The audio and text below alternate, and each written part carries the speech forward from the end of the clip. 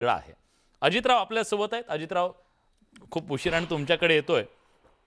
खरं तर तुमचा पक्ष, तुमच्या पक्षातले नेते, तुम्ही सगळेजण राजकारणामध्ये वावरत असताना अशा अनेक टीका सहन करत असता. तुम्ही ते झेलत असता, पचवत असता आणि पुढे जात असता. पण राजकारणामध्ये झालेली ही जी टिप्पणी आहे, ती टिप्पणी एवढी संवेदनशील का बनली? तुम्ही इतके आक्रमक का झालेले आहेत? तुम्हाला असं वाटत नाही का की काही मुद्द्यांच्या बद्दल त्यांनी भूमिका मांडायला हवी होती, काही मुद्द्यांच्या बद्दल त्यांनी अधिक वोकल व्हायला हवं, असं तुम्हाला वाटत नाही का? विलासजी, आता या चर्चेमधलं उदाहरण मी तुम्हाला सांगतो. सुनील शेळके माझे मित्र इतके भावनिक आणि एवढे आक्रमक का झालेले तर त्यांच्या आयुष्यामध्ये जे माननीय अजितदादांचं आणि सुनेत्रा वहिनींचं स्थान आहे, त्यामुळं सुनील शेळकेंनी थेट असा इशारा दिला की माझ्या मावळातनं काँग्रेसवाल्यांना तुम्ही जाऊन दाखवा. दुसरा याला याला याला भावनिक कंगोर आहे. तुम्ही विचारलं ना महाराष्ट्राची जनता याच्याकडे कसं बघेल?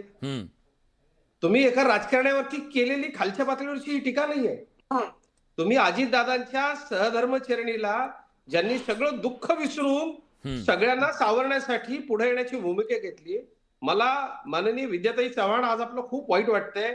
दादांच्या बरोबर खांद्याला खांदा लावून काम केलं. काका, आपला काँग्रेसमधला प्रवास मोठा आहे, पण ज्या काँग्रेस बरोबर आपल्या सार्वजनिक जीवनातले 35हून अधिक वर्ष काळ दादा राहिले, त्या काँग्रेसकडनं कोण हर्षवर्धन सपकाळांना ओळखत होतो? काँग्रेसमधले जे सिनियर लीडर्स आहेत, पृथ्वीराज चव्हाण साहेब व्यथित झाले. ते बोलले या विषयावरती आणि कुठेही अजून काँग्रेसने दिलगिरी व्यक्त केलेली नाही. खरं तरी काँग्रेसची संस्कृती नाही. मी महाराष्ट्राच्या इतिहासाची थोडीशी आठवण करून देऊ इच्छितो. ज्या जिजाऊंचं सासर माहेर संपवण्याचा प्रयत्न केला, असंच त्यांना हिणवलं. काय झालं? काय केलं त्यांनी? ज्या अहिल्यादेवींचं राज्य संपवण्याचा राघवदादांनी प्रयत्न केला आणि अशाच पद्धतीनं की एकटी बाई काय करू शकेल. मोगल मर्दिनी ताराराणी साहेब एकटी स्त्री आहे म्हणून औरंग्या उतरला होता या महाराष्ट्रामध्ये. काय झालं? पुढचा इतिहास अख्ख्या महाराष्ट्राला माहितीये. या थोर परंपरेचा वारसा सुनेत्राताईंच्याकडे आहे. महाराष्ट्रातली प्रत्येक महिला या महान परंपरेची पाईक आहे. आम्हाला वाईट वाटलंय. रोहित पवार कुठे आहे तो आज? माननीय विद्याताई, काका मी बोललो नाही प्लीज. काका, आज हा विषय नाहीये. काकासाहेब प्लीज. काका येतो मी तुमच्याकडे. काकासाहेब मी येतो तुमच्याकडे. त्यांचं मला पूर्ण म्हणणं ऐकू द्या. काय बॅकग्राऊंड आहे हर्षवर्धन सपकाळांना? मला तुम्ही सांगा. या हर्षवर्धन सपकाळांनी हे विधान आपल्या नेत्या राष्ट्रीय सोनिया गांधी, प्रियंका गांधी यांना सांगितलं. अजितराव एक मिनिट. काकासाहेब प्लीज थांबा. काकासाहेब थांबा. मी आहे विचारतो.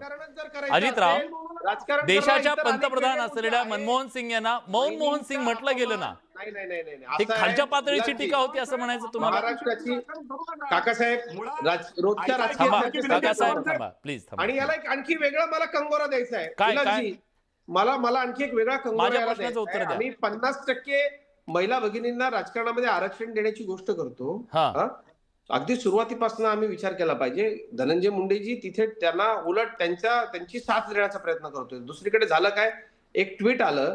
त्या ट्विट नंतर हर्षवर्धन सपकाळांनी आणखी त्याची री ओढली. तुम्ही एक प्रकारचा मेल डॉमिनन्स आहे ना. आता सुद्धा या चर्चेमध्ये काकासाहेब जो कोणाचा मेल डॉमिनन्स आहे? प्रश्नाचं उत्तर टाळलं. व्यवस्थेचा ऐका. नाही. अहो तुम्ही प्रश्न काय विचारला? मूळ मुद्द्यावरती बोला. आणि माझं आपल्याला विनंती आहे चॅनलच्या माध्यमातून महिलांच्या विषयावरती राजकारण करू नका. सोनिया गांधींना सांगा अशी टीका केली. अजितराव एक मिनिट. काकासाहेब थांबा प्लीज. अजितराव, सोनिया गांधींना जर्सी गाय म्हटलं गेलं या देशामध्ये. अध्यक्ष आहेत ते दाखवतात. मनमोहन सिंग यांना मनमोहन सिंग म्हटलं गेलं की नाही?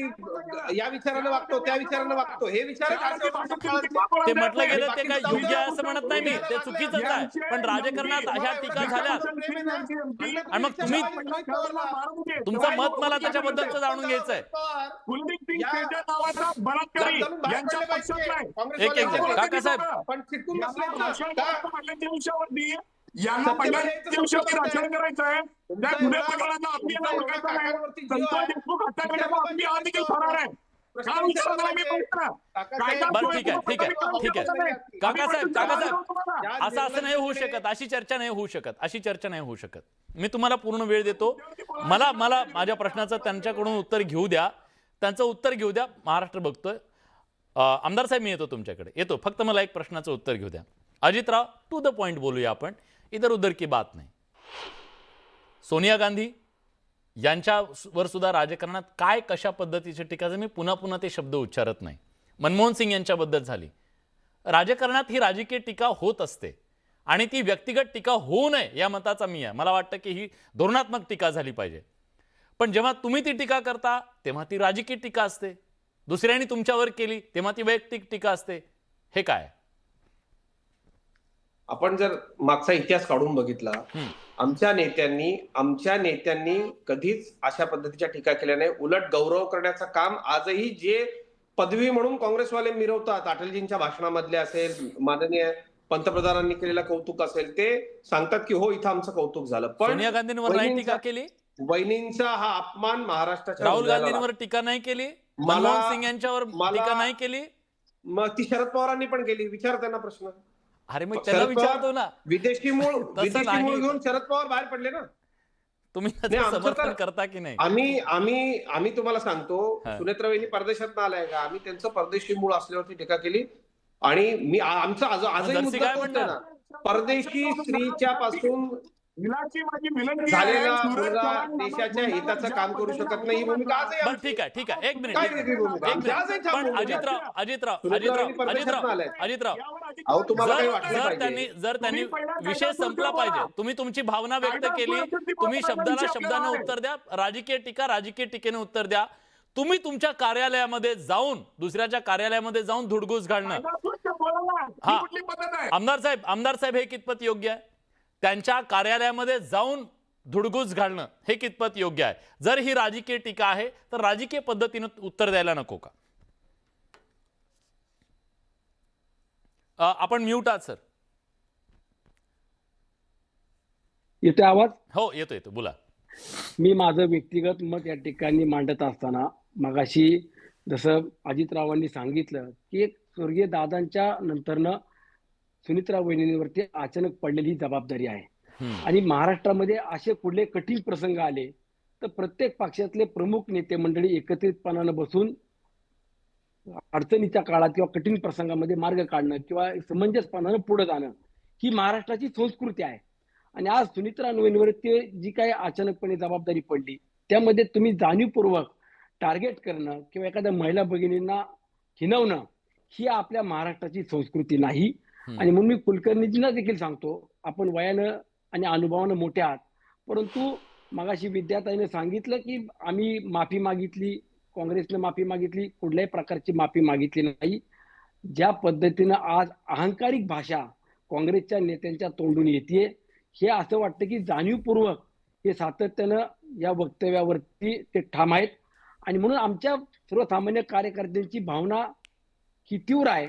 आम्ही काँग्रेस पक्षाच्या कार्यालयात गेलो, यात आमचं चूक काहीच नाही हे मी जाहीरपणाने सांगतो. आणि जोपर्यंत काँग्रेसचे नेते मंडळी अशा पद्धतीने वक्तव्याचा आम्ही माफी मागतो किंवा दिलगिरी व्यक्त करतो हे बोलत नाही तोपर्यंत आम्ही काँग्रेसच्या नेत्यांना देखील अहो, आमदार पण त्या साहेब, विचाराचा आमदार साहेब एक प्रश्न सातत्याने विचारला जातो विरोधकांकडून. तुमचे- अजितदादांच्या कुलकर्णींचा अपघाताच्या आवाज नीट येत नाहीये. काकासाहेब एक minute, Kakasaheb please, Kakasaheb please, काकासाहेबांचा माझी आवाज विनंती नीट येतो, आपल्याला. मला नीट आवाज येतो, मी नीट उत्तर देतो त्यांना. काकासाहेब प्लीज, महिला- काकासाहेब प्लीज महिलांचा थांबा सन्मान थांबा होता, काकासाहेब येतो मी महिलांचा तुमच्याकडे. सन्मान होता. ओ आमदार साहेब. काकासाहेब मध्ये मध्ये बोलू नका, माझं बोलणं आलं काकासाहेब, तुम्ही बोला, मग मी please. बोलतो.